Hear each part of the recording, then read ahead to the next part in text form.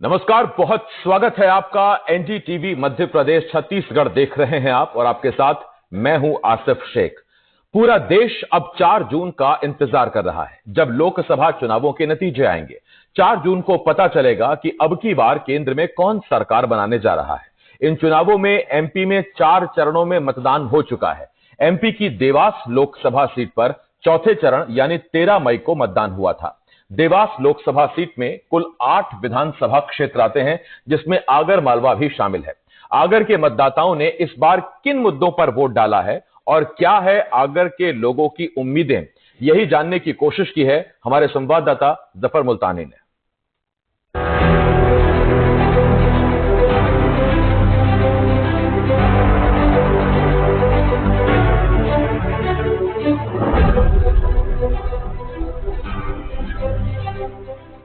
सुरमई शाम की अंगड़ाई है और हम मौजूद है आगर मालवा की लाइफ लाइन कहे जाने वाला बड़ा तालाब पर। और हमारे साथ वो तमाम लोग हैं जो शहर को बनाते हैं, जिनके विचार अगर एक साथ जुड़ जाए तो शहर को प्रवाहमान कर देते। ऐसी तमाम शख्सियतें चुन चुन के यहाँ पर हमारे साथ मौजूद है। लोकसभा का चुनाव संपन्न हो चुका है, तमाम मुद्दों पर बात हुई, लेकिन बहुत सारे मुद्दे ऐसे रहे होंगे जिन पे काफी सारी बातें होनी चाहिए थी जो नहीं हो पाई, या फिर कुछ मुद्दे ऐसे रहे होंगे जो जरूरत से ज्यादा बातें हो पाई। हम जानने की कोशिश करेंगे यहाँ पर कि आखिर क्या हुआ लोकसभा चुनाव में। सबसे पहले जो से जुड़े हुए हैं रूपनारायण जी, पहलवान, स्वागत है आपका। आप ये बताइए कि लोकसभा का चुनाव हो चुका सर, क्या मुद्दे आपके छूट गए या ज्यादा जुड़े हैं?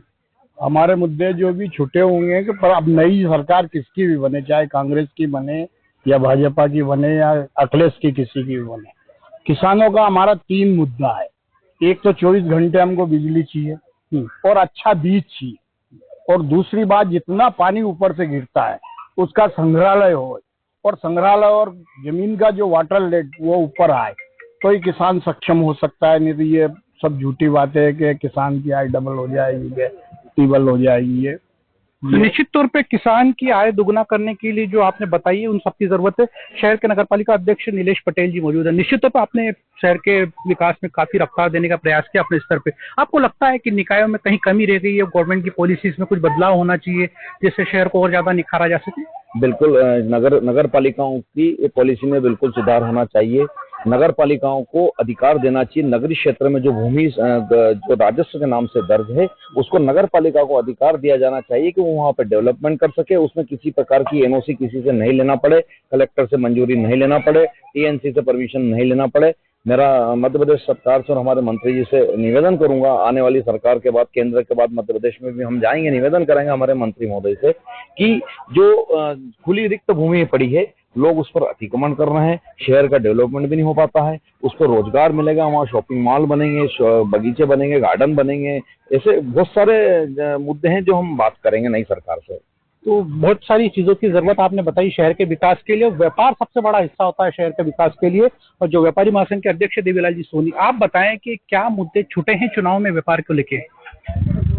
व्यापारियों के लिए जो बात आती है, मध्यम वर्गीय को यदि हम आगे प्रोत्साहन देंगे, ये सबसे बड़ा मुद्दा इस सरकार के इस कार्यकाल में, पिछले 2 कार्यकाल में भी छूटा। आने वाले कार्यकाल में यह रहे कि मध्यम वर्गीय परिवारों को लेकर ये योजनाएं बनाई जाए। उच्च मध्यम वर्गीय और उच्च वर्ग तथा हम आज ये कहें कि गरीब वर्ग, तीनों को मिला लें तो 30% होता है, और मध्यम वर्ग का रेशो आज 70% में पहुंच चुका है। सरकारी आंकड़े भी यही कहते हैं कि धीरे धीरे देश से बेरोजगारी, गरीबी खत्म हो रही है। ऐसी अवस्था में सरकार अपनी योजनाओं को मध्यम वर्ग को केंद्रित करके बनाए, तभी देश उत्तरोत्तर प्रगति करेगा। राष्ट्रीय नहीं अंतर्राष्ट्रीय स्तर पर हमारे देश की छवि बनेगी, तथा हमारे यहाँ के व्यापार कृषि आधारित व्यापार है, कृषि से संबंधित उद्योगों की यहाँ स्थापना की आवश्यकता है। आगर को संतरे के लिए संतरा आधारित जिला बनाया गया है, लेकिन यहाँ पिछले 5 वर्षों से निरंतर संतरे के बगीचे किसानों द्वारा उखाड़े जा रहे हैं, क्योंकि उन्हें उनकी फसल का भाव नहीं मिल रहा है, मार्केट नहीं है, भंडार गृह नहीं है, कोल्ड स्टोरेज नहीं है, या संतरा उत्पादन की जो प्रोसेस या पाउडर या लिक्विड जो बनता है उसकी इकाइयां नहीं है। उनको स्थापित करने की दिशा में सरकार को कदम उठाना चाहिए। संतरा जिला के नाम से प्रसिद्ध है आगर मालवा, और यहाँ पे एक प्रोसेसिंग इकाई की यूनिट की जरूरत है। यहाँ पे स्वच्छता से जुड़े जो ब्रांड एम्बेसडर है सतीश गेहलोत जी, क्या बताएं आप, स्वच्छता क्या मुद्दा है चुनाव का, क्या रहा स्थान मिल पाया स्वच्छता को चुनावी मुद्दे में? चुनावी मुद्दे में स्वच्छता को निश्चित ही स्थान मिला था। उससे काफी नगर पालिका आगर द्वारा बहुत अच्छा काम किया गया और आगर की रैंक काफी अच्छी बढ़ी है।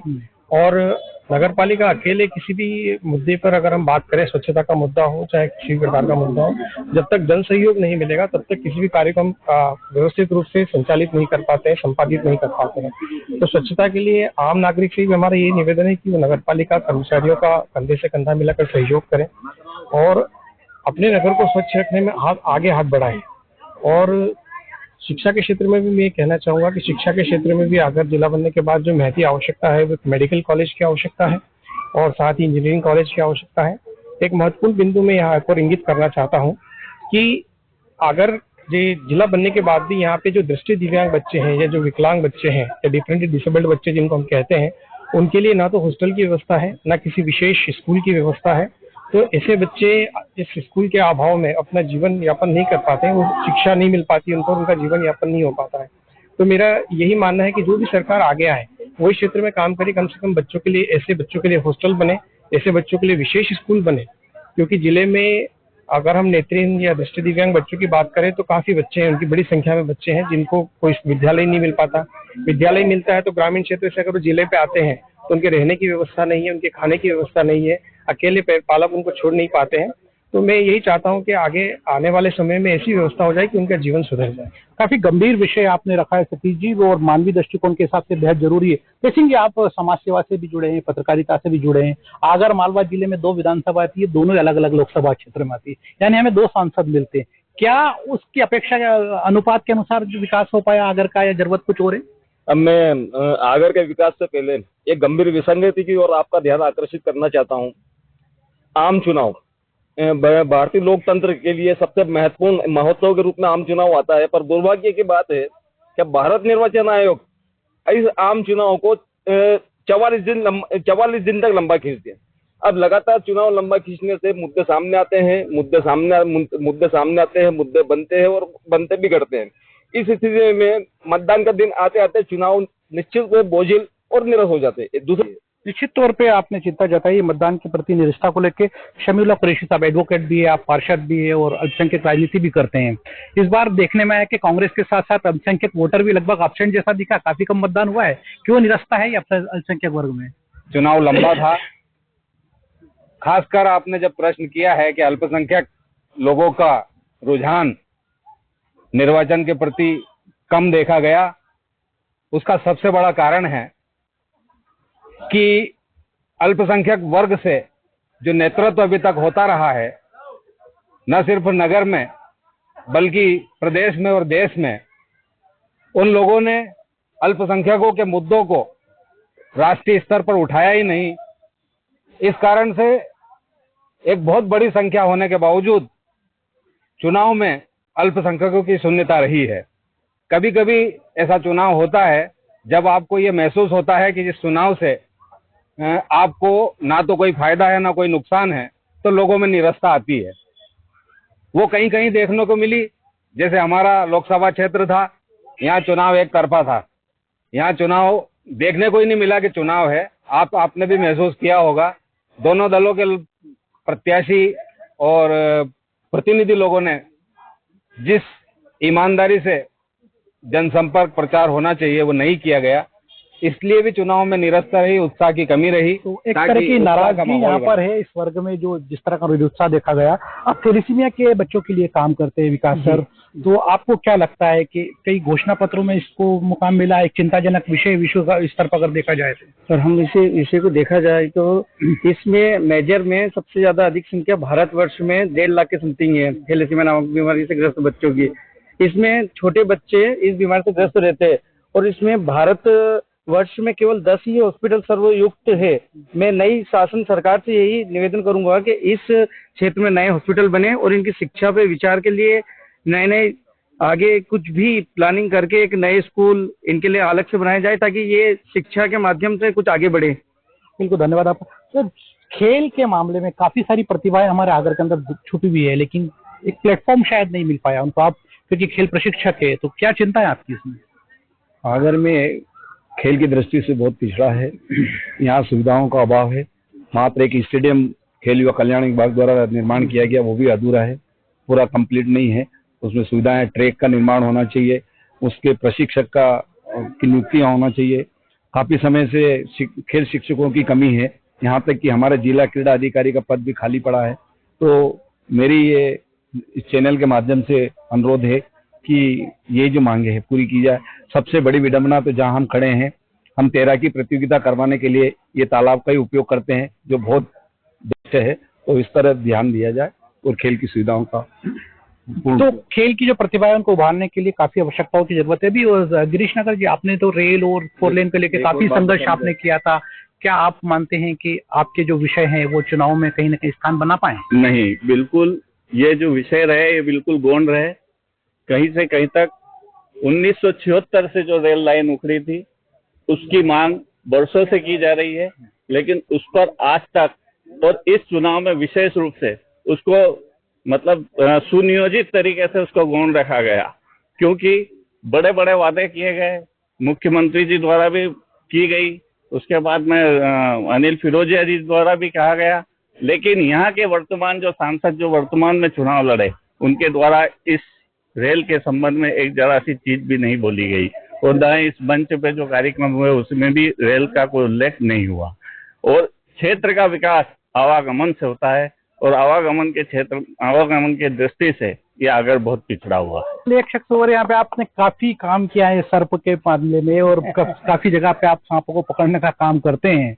मनीष जी, आपको लगता है कि एक उद्यान की जरूरत है यहाँ पे? आपने बार बार पहले भी इस बात को उठाया है। जी बिल्कुल, सर्प उद्यान की बेहद आवश्यकता है। यहाँ विभिन्न प्रजाति के सर्प अपने क्षेत्र में है और ज्यादातर जो उद्यान न होने की वजह से लोग सांपों को मार देते हैं। काफी कुछ सांपों को बचाने का प्रयास मेरे द्वारा और हमारी टीम के द्वारा किया जाता है, लेकिन एक उद्यान की जो है वास्तविकता में यहाँ जरूरत है। साहित्यकार हैं कैलाश जी, सर आप आगर की जो माटी है उस पर कुछ लाइनें सुनाइए हमारे दर्शकों को ताकि हम उनको कर सकें। कहते हैं जननी जन्मभूमि स्वर्ग से महान है। आइए आगर के ऊपर पेरेडी गीत आपको सुनाता हूँ।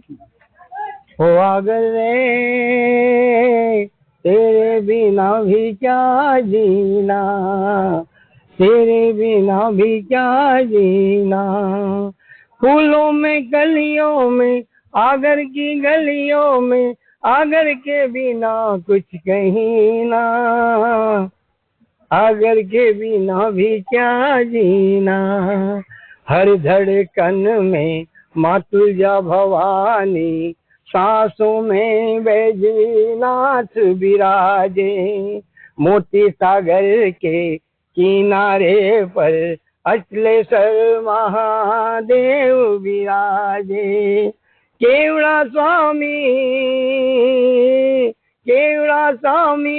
भेरू बाबा, भेरू के बिना भी क्या जीना। रोड की आवश्यकता बताई गई, ट्रेन की आवश्यकता बताई गई, नगर पालिका या स्थानीय निकायों के संचालन के लिए अधिक शक्तियों की आवश्यकता बताई गई और आवश्यकता बताई गई खेती और व्यापार में जिनकी तरह की नीतियों में परिवर्तन की। अब ये आने वाला समय बताएगा जब 4 जून के बाद जो कोई भी नई सरकार बनेगी तो इस तरह की मांगों को कितना स्थान दे पाती है और आगर मालवा जो इलाका उसका विकास हो पाता है। आगर मालवा से जफर मुल्तानी, एनडीटीवी।